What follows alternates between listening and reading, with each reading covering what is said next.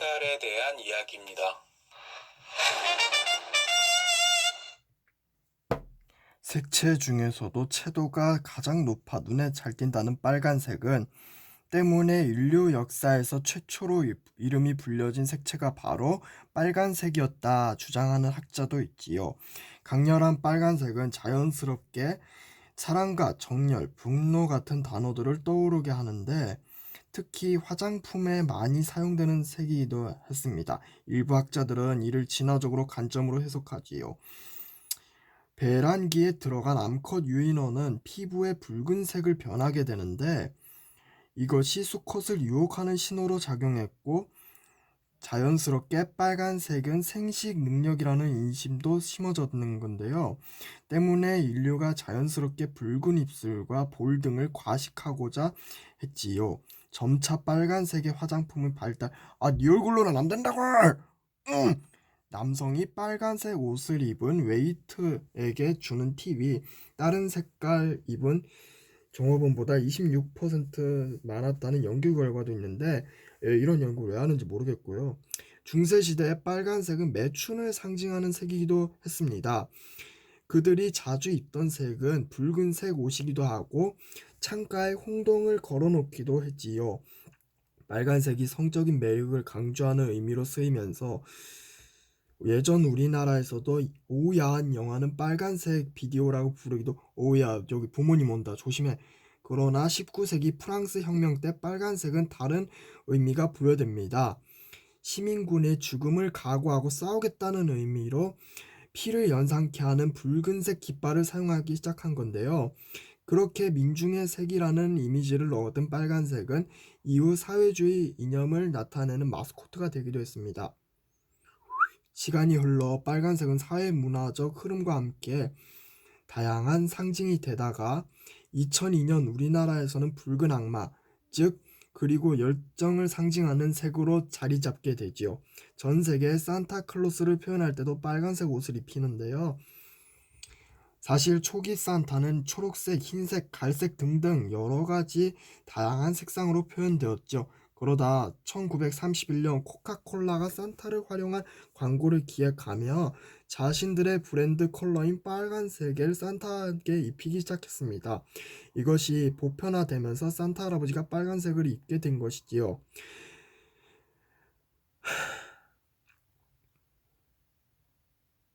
예로부터 깨끗한 눈을 닮은 흰색은 때묻지 않은 순수함을 상징했습니다.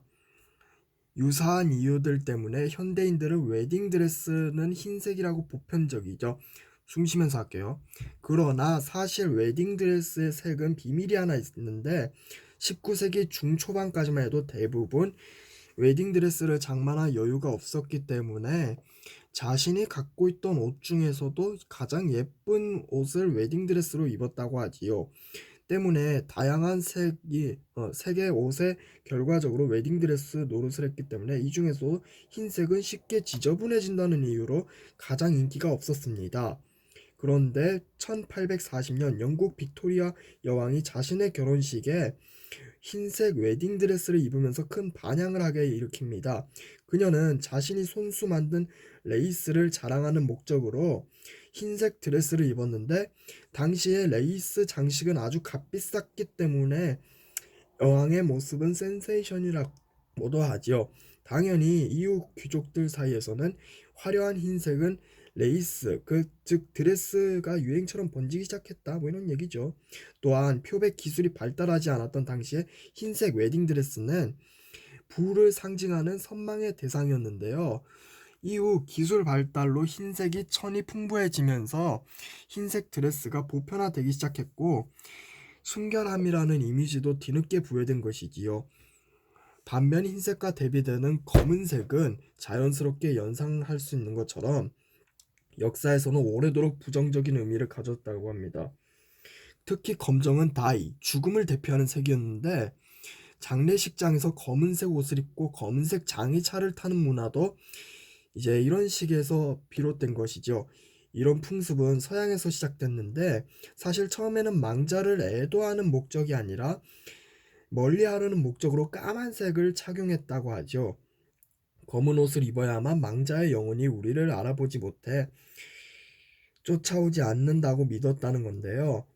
이와 대비되게 우리나라에서 전통 장례식인 경우 흰색 상복을 착용했었죠. 조선시대의 흰색과 하늘색, 그러니까 시작을 뭐 아무튼 망자가 이승을 떠나 더 좋은 곳으로 가길 바라는 의미로 흰색 상복을 입었답니다. 쉬면서 할게요. 자, 영화 금발이 너무해 보셨나요? 서양에서는 금발의 여성을 향한 이미지 중에 미인이긴 하지만 백치라는 이미지가 있습니다. 이런 편견은 어디서부터 시작된 걸까요? 중세시대까지 사람들은 성경에 나오는 이불을 표현할 때 매혹적인 금발로 묘사했었습니다. 그리고 이분은 당시까지만 해도 아름답지만 위험한 여성의 상징이었죠. 르네상스 시대 여성들이 이런 치명적이고도 신비로운 금발을 선망하기 시작했고 금발 만들기가 대유행했습니다. 탈색 기술이 없었기에 때문에 꿀이나 와인, 찌꺼기를 머리에 바른 후 장시간 햇빛 아래 앉아 있거나 고생을 했다고 하죠. 생고생. 그러다 19세기 로잘리 디테라는 여성이 이제 금발은 스마트하지 못하다는 이미지를 만들어냅니다.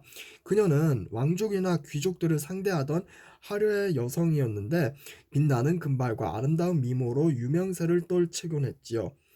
하지만 로잘리 디테는 외모에 비해 약간 아쉬운 지적 능력을 가졌는지 그녀에 대한 이런저런 말들이 나돌면서 금발은 멍청한 미녀, 즉 바보 미녀라는 편견이 생겼고 그와 말도 안 되는 편견이 지금까지도 이어졌다는 설이죠. 그런데 이후 마릴린 먼로에 의해 이 생각은 더욱 견고해집니다. 그녀는 영화 속에서 백치미를 지닌 섹시한 여성을 연기하며 유명세를 떨쳤고 계속해서 유사한 이미지의 여성을 연기하게 됐죠.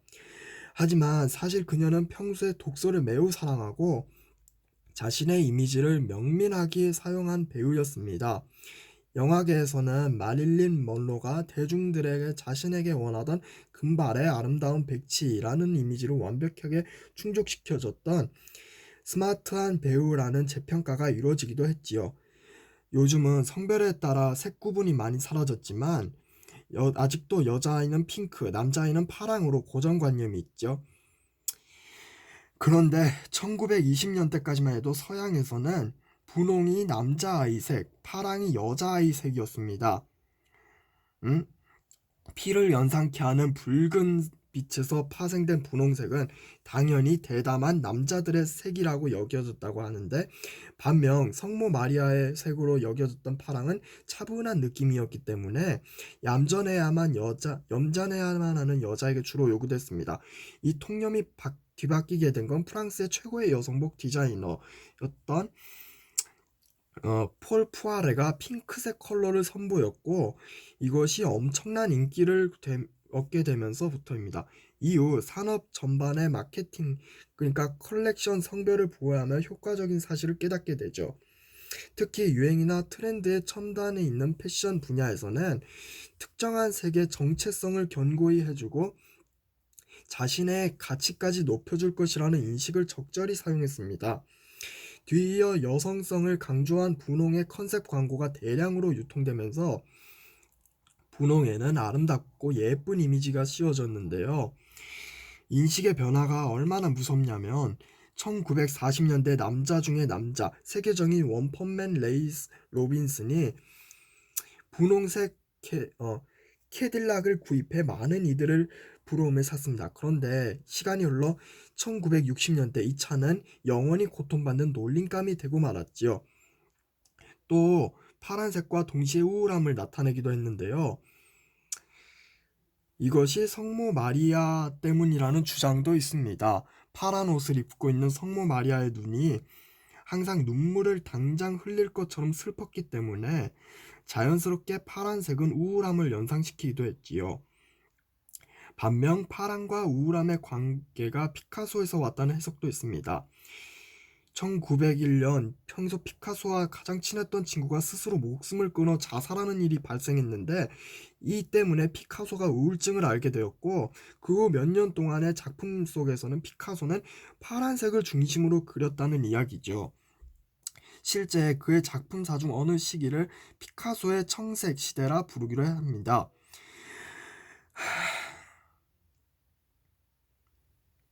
이 외에도 노란색은 죽은 피부와 닮았다는 이유로 심슨, 서양에서는 질병, 겁쟁이 등 부정적인 의미였지만 동양에서는 황금색, 금색이라며 귀한 대접을 받아왔지요. 또 이슬람교에서 초록색은 생명을 상징하는 선선한 색으로 여기지만 십자군 전쟁이 발발하면서 기독교인에겐 악의 상징이 되었습니다. 색깔은 문화적, 상징적에 따라 그 의미가 다양해졌고 변화가 왔고 지금도 변화를 겪는 중이죠. 요즘 저 때문에 연두색이 섹시한 남자의 상징이 초록이었습니다. 초록이었고요. 앞으로 색깔이든 뭐든 궁금한 게 있으면은 여러 가지 이야기든 뭐든 궁금한 게 있으면 저 초록이를 찾아와 주세요. 감사합니다.